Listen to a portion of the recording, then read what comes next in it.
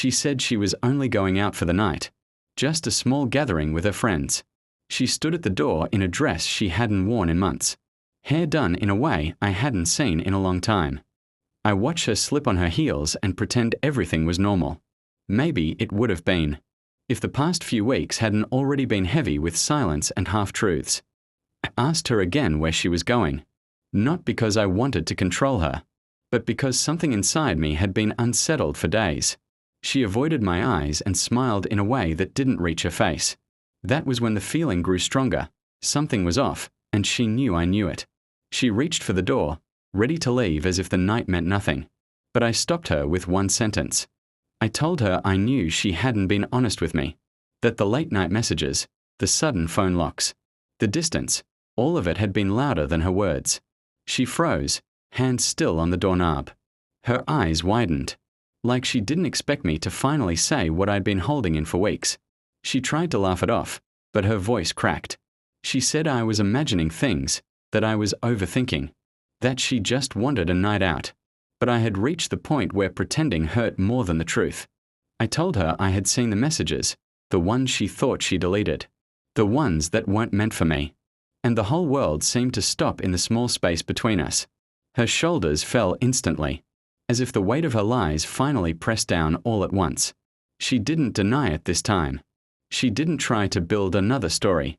She just stared at me, guilt spilling out of her eyes.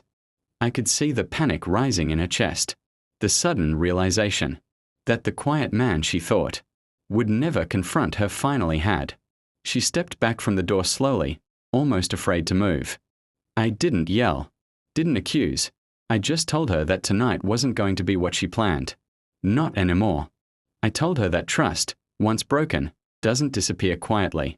It shouts, it shakes, it forces moments like this one, where two people who once loved each other stand like strangers. She whispered my name, but the way she said it held the truth she didn't want to speak. She admitted it, softly, trembling. She said it was a mistake, a moment. Nothing serious. But the problem was, it had become serious the moment she hid it from me, the moment she chose lies over love. I felt something inside me go quiet, a kind of silence I'd never felt before. I realized she wasn't just confessing. She was finally showing me who she had become. The woman in front of me wasn't the same person I had fought for, trusted, or believed in. And that realization hurt more than her betrayal. I told her I wasn't stopping her from leaving. She could go wherever she wanted. But I also told her one more thing. When she came back, I wouldn't be waiting at the door like always. I wouldn't be here pretending anymore. That was the sentence that shattered everything between us. She broke down instantly, begging me to talk, to sit, to think about it. But I had been thinking about it far longer than she realized. Tonight wasn't a sudden decision. It was the result of every moment she walked away from us without physically leaving. She had left long before this night. She was just now seeing it. She didn't go out that night. She stayed home, crying on the couch, trying to explain pieces of a story that didn't matter anymore. And I walked to the bedroom, feeling years of love slipping away like sand through my fingers. I wished things had been different, but wishing had never changed what was already broken. By morning, everything was quiet. Too quiet. She asked me what would happen now, but I didn't have an answer she wanted to hear.